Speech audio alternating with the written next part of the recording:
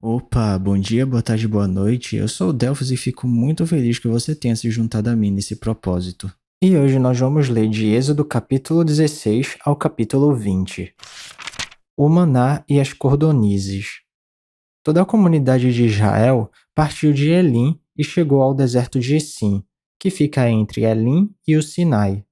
Foi no 15º dia do segundo mês depois que saíram do Egito. No deserto, toda a comunidade de Israel reclamou a Moisés e Arão. Disseram-lhes os israelitas: Quem dera a mão do Senhor nos tivesse matado no Egito. Lá nos sentávamos ao redor das panelas de carne e comíamos pão à vontade. Mas vocês nos trouxeram a este deserto para fazer morrer de fome toda esta multidão. Disse, porém, o Senhor a Moisés: Eu lhes farei chover pão do céu. O povo sairá e recolherá diariamente a porção necessária para aquele dia. Com isso, os porei à prova para ver se seguem ou não as minhas instruções. No sexto dia, trarão para ser preparado o dobro do que recolhem nos outros dias. Assim Moisés e Arão disseram a todos os israelitas: Ao entardecer, vocês saberão que foi o Senhor quem os tirou do Egito, e amanhã cedo verão a glória do Senhor, porque o Senhor ouviu a queixa de vocês contra ele. Quem somos nós para que vocês reclamem a nós? Disse ainda Moisés: O Senhor dará a vocês carne para comer ao entardecer e pão à vontade pela manhã, porque ele ouviu as suas queixas contra ele. Quem somos nós? Vocês não estão reclamando de nós, mas do Senhor. Disse Moisés a Arão: Diga a toda a comunidade de Israel que se apresente ao Senhor, pois ele ouviu as suas queixas. Enquanto Arão falava a toda a comunidade, todos olharam em direção ao deserto e a glória do Senhor apareceu na nuvem. E o Senhor disse a Moisés: Ouvi as queixas dos israelitas. Responda-lhes que ao pôr do sol vocês comerão carne e ao amanhecer se fartarão de pão. Assim saberão que eu sou o Senhor, o seu Deus. No final da tarde, apareceram codornizes que cobriram o lugar onde estavam acampados. Ao amanhecer, havia uma camada de orvalho ao redor do acampamento. Depois que o orvalho secou, flocos finos semelhantes à geada estavam sobre a superfície do deserto. Quando os israelitas viram aquilo, começaram a perguntar uns aos outros: Que é isso?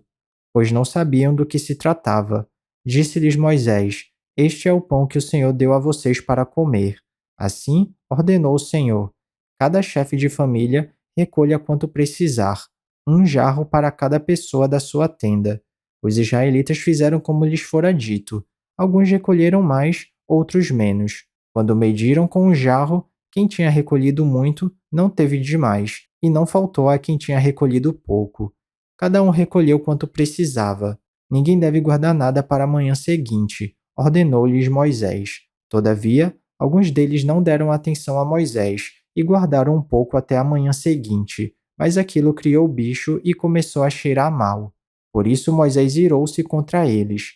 Cada manhã, todos recolhiam quanto precisavam, pois quando o sol esquentava, aquilo se derretia. No sexto dia, recolheram o dobro, 2 jarros para cada pessoa, e os líderes da comunidade foram contar isso a Moisés, que lhe explicou: Foi isto que o Senhor ordenou. Amanhã será dia de descanso, sábado consagrado ao Senhor. Assem e cozinhem o que quiserem. Guardem o que sobrar até a manhã seguinte. E eles o guardaram até a manhã seguinte, como Moisés tinha ordenado, e não cheirou mal, nem criou bicho. Comam-no hoje, disse Moisés, pois hoje é o sábado do Senhor. Hoje vocês não o encontrarão no terreno. Durante 6 dias vocês podem recolhê-lo, mas no sétimo dia, o sábado, nada acharão. Apesar disso, alguns deles saíram no sétimo dia para recolhê-lo, mas não encontraram nada. Então o Senhor disse a Moisés: Até quando vocês se recusarão a obedecer aos meus mandamentos e às minhas instruções? Vejam que o Senhor deu sábado a vocês. Por isso, no sexto dia, ele lhes envia pão para 2 dias. No sétimo dia, fiquem todos onde estiverem, ninguém deve sair. Então o povo descansou no sétimo dia. O povo de Israel chamou maná aquele pão. Era branco como semente de coentro e tinha gosto de bolo de mel. Disse Moisés: O Senhor ordenou a vocês que recolham um jarro de maná e que o guardem para as futuras gerações, para que vejam o pão que lhes dei no deserto, quando os tirei do Egito. Então Moisés disse a Arão: Ponha numa vasilha a medida de um jarro de maná e coloque-a diante do Senhor para que seja conservado para as futuras gerações. Em obediência ao que o Senhor tinha ordenado a Moisés, Arão colocou o maná junto às tábuas da aliança para ali ser guardado. Os israelitas comeram maná durante 40 anos, até chegarem a uma terra habitável. Comeram maná até chegarem às fronteiras de Canaã. O jarro é a 10ª parte de uma arroba. Capítulo 17. Água jorra da rocha. Toda a comunidade de Israel partiu do deserto de Sim, andando de um lugar para outro, conforme a ordem do Senhor. Acamparam em Refidim, mas lá não havia água para beber. Por essa razão, queixaram-se a Moisés e exigiram: Dê-nos água para beber. Ele respondeu: Por que se queixam a mim? Por que põe o Senhor à prova? Mas o povo estava sedento e reclamou a Moisés: Por que você nos tirou do Egito? Foi para matar de sede a nós, aos nossos filhos e aos nossos rebanhos? Então Moisés clamou ao Senhor: Que farei com este povo? Estão a ponto de apedrejar-me. Respondeu-lhe o Senhor: Passe à frente do povo, leve com você algumas das autoridades de Israel. Tenha na mão a vara com a qual você feriu o Nilo e vá adiante. Eu estarei à sua espera no alto da rocha do monte Horebe. Bata na rocha e dela sairá água para o povo beber. Assim fez Moisés, à vista das autoridades de Israel, e chamou aquele lugar Massá e Meribá, porque ali os israelitas reclamaram e puseram o Senhor à prova, dizendo: O Senhor está entre nós ou não? A vitória sobre os Amalequitas. Sucedeu que os Amalequitas vieram atacar os israelitas em Refidim. Então Moisés disse a Josué: Escolha alguns dos nossos homens e lute contra os Amalequitas. Amanhã tomarei posição no alto da colina com a vara de Deus em minhas mãos. Josué foi então lutar contra os Amalequitas conforme Moisés tinha ordenado. Moisés, Arão e Hur, porém, subiram ao alto da colina. Enquanto Moisés mantinha as mãos erguidas, os israelitas venciam. Quando, porém, as abaixava, os amalequitas venciam.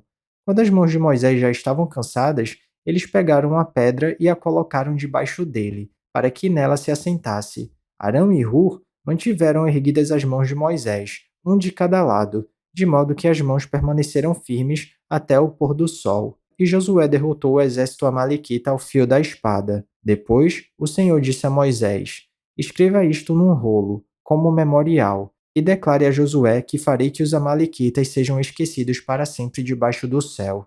Moisés construiu um altar e chamou-lhe O Senhor é minha bandeira. E jurou: Pelo trono do Senhor, o Senhor fará guerra contra os amalequitas de geração em geração. Capítulo 18. A visita de Jetro. Jetro, sacerdote de Midian e sogro de Moisés, soube de tudo que Deus tinha feito por Moisés e pelo povo de Israel, como o Senhor havia tirado Israel do Egito. Moisés tinha mandado Zípora, sua mulher, para a casa de seu sogro Jetro, que a recebeu com os seus 2 filhos. Um deles chamava-se Gerson, pois Moisés dissera: Tornei-me imigrante em terra estrangeira, e o outro chamava Eliezer, pois dissera: O Deus de meu pai foi o meu ajudador, livrou-me da espada do faraó. Jetro, sogro de Moisés, veio com os filhos e a mulher de Moisés encontrá-lo no deserto, onde estava acampando perto do monte de Deus.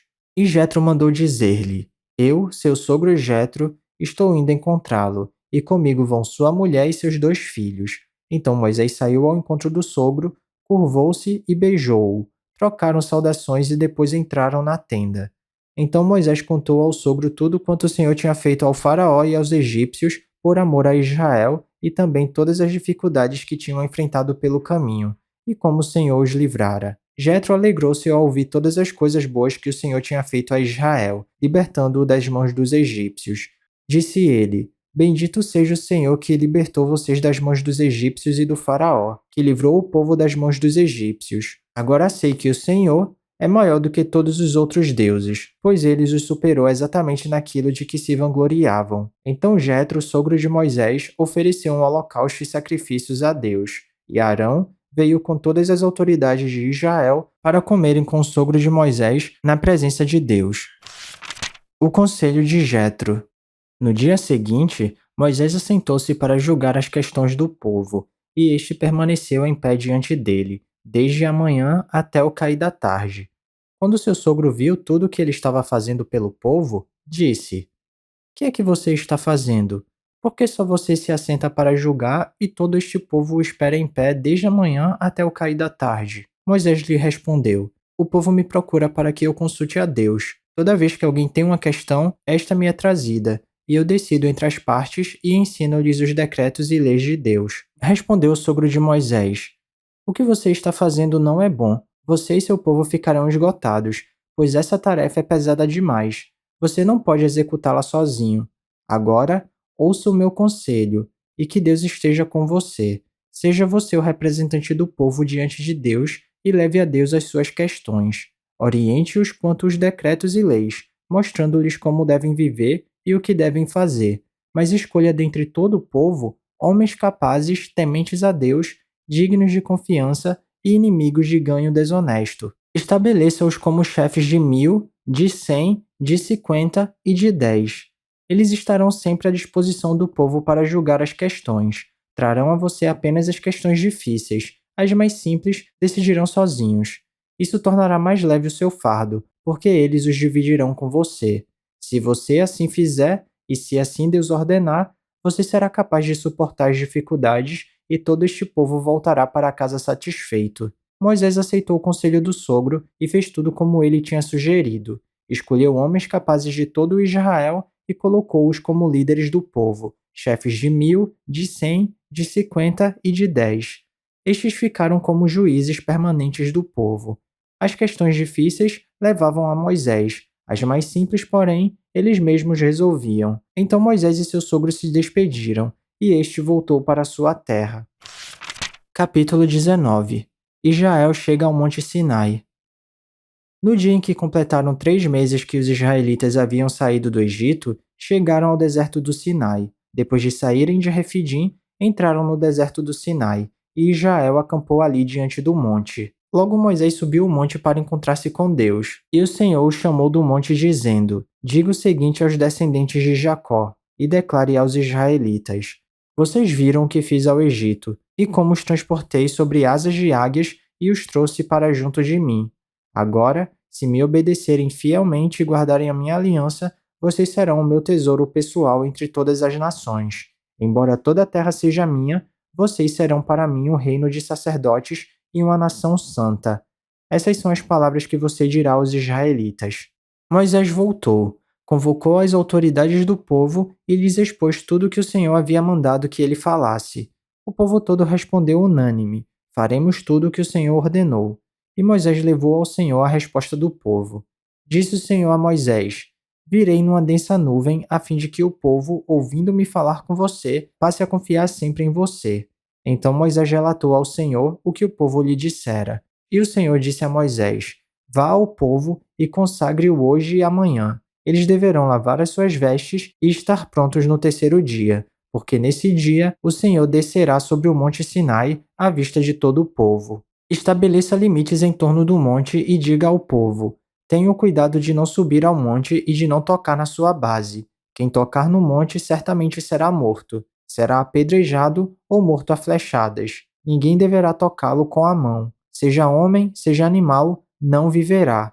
Somente quando a corneta soar, um toque longo, eles poderão subir ao monte. Tendo Moisés descido do monte, consagrou o povo, e eles lavaram as suas vestes. Disse ele então ao povo: preparem-se para o 3º dia, e até lá não se acheguem à mulher. Ao amanhecer do 3º dia, houve trovões e raios, uma densa nuvem cobriu o monte e uma trombeta ressoou fortemente. Todos no acampamento tremeram de medo. Moisés levou o povo para fora do acampamento para encontrar-se com Deus e eles ficaram ao pé do monte. O monte Sinai estava coberto de fumaça, pois o Senhor tinha descido sobre ele em chamas de fogo.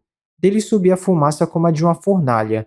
Todo o monte tremia violentamente, e o som da trombeta era cada vez mais forte. Então Moisés falou, e a voz de Deus lhe respondeu. O Senhor desceu ao topo do monte Sinai e chamou Moisés para o alto do monte.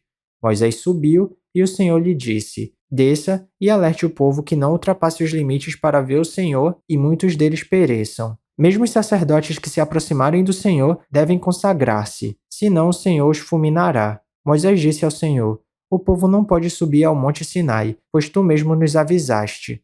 estabeleça um limite em torno do monte e declare-o santo. O Senhor respondeu: desça e depois torne a subir acompanhado de Arão. Quanto aos sacerdotes e ao povo, não devem ultrapassar o limite para subir ao Senhor, senão o Senhor os fulminará. Então Moisés desceu e avisou o povo. Capítulo 20. Os 10 Mandamentos. E Deus falou todas estas palavras: Eu sou o Senhor, o teu Deus, que te tirou do Egito, da terra da escravidão. Não terás outros deuses além de mim. Não farás para ti nenhum ídolo, nenhuma imagem de qualquer coisa no céu, na terra ou nas águas debaixo da terra. Não te prostrarás diante deles, nem lhes prestarás culto, porque eu, o Senhor, o teu Deus, sou Deus zeloso, que castiga os filhos pelos pecados de seus pais até a terceira e quarta geração daqueles que me desprezam. Mas trato com bondade até 1000 gerações aos que me amam e obedecem aos meus mandamentos. Não tomarás em vão o nome do Senhor, o teu Deus, pois o Senhor não deixará impune quem tomar o seu nome em vão. Lembra-te do dia de sábado, para santificá-lo. Trabalharás 6 dias, e neles farás todos os teus trabalhos, mas o sétimo dia é o sábado dedicado ao Senhor, teu Deus. Nesse dia não farás trabalho algum, nem tu, nem teus filhos ou filhas, nem teus servos ou servas, nem teus animais, nem os estrangeiros que morarem em tuas cidades. Pois em 6 dias o Senhor fez os céus, a terra e o mar, e tudo o que neles existe, mas no sétimo dia descansou. Portanto, o Senhor abençoou o sétimo dia e o santificou. Honra teu pai e tua mãe, a fim de que tenhas vida longa na terra que o Senhor, o teu Deus, te dá. Não matarás, não adulterarás, não furtarás, não darás falso testemunho contra teu próximo, não cobiçarás a casa do teu próximo, não cobiçarás a mulher do teu próximo, nem os seus servos ou servas, nem seu boi ou jumento, nem coisa alguma que lhe pertença. Vendo-se o povo diante dos trovões e dos relâmpagos e do som da trombeta e do monte fumegando, todos tremeram assustados. Ficaram à distância e disseram a Moisés: Fala tu mesmo conosco e ouviremos. Mas que Deus não fale conosco para que não morramos. Moisés disse ao povo: Não tenham medo, Deus veio prová-los, para que o temor de Deus esteja em vocês e os livre de pecar. Mas o povo permaneceu à distância, ao passo que Moisés aproximou-se da nuvem escura em que Deus se encontrava. A lei sobre o altar do Senhor. O Senhor disse a Moisés: Diga o seguinte aos israelitas: Vocês viram por vocês mesmos que do céu lhes falei. Não façam ídolos de prata nem de ouro para me representarem. Façam-me um altar de terra e nele sacrifiquem-me os seus holocaustos e as suas ofertas de comunhão, as suas ovelhas e os seus bois. Onde quer que eu faça celebrar o meu nome, virei a vocês e os abençoarei. Se me fizerem um altar de pedras, não o façam com pedras lavradas, porque o uso de ferramentas o profanaria. Não subam por degraus ao meu altar, para que nele não seja exposta a sua nudez. E é isso, chegamos ao final da nossa leitura. Eu espero que você tenha gostado. Se alguma coisa soar estranha ou diferente, eu te encorajo a dar uma pesquisada a respeito disso, porque apesar da Bíblia ser um livro muito atual, ela foi escrita numa época e numa cultura diferente da nossa. Então vale a pena dar uma pesquisada para entender melhor os contextos históricos e culturais. Ah, e esse vídeo aqui não é para substituir o devocional não, tá? É só um plus, é só um bônus, é só um incentivo. Continue tendo seu tempo especial com Deus e se alguma palavra tocar seu coração e se você quiser compartilhar comigo aqui nos comentários, fica à vontade que eu vou ficar muito feliz de ler. Não se esquece de ativar as notificações do canal para não perder nenhum vídeo e tamo junto. Cheirinho no coçarão, que Papai do Céu abençoe e até amanhã.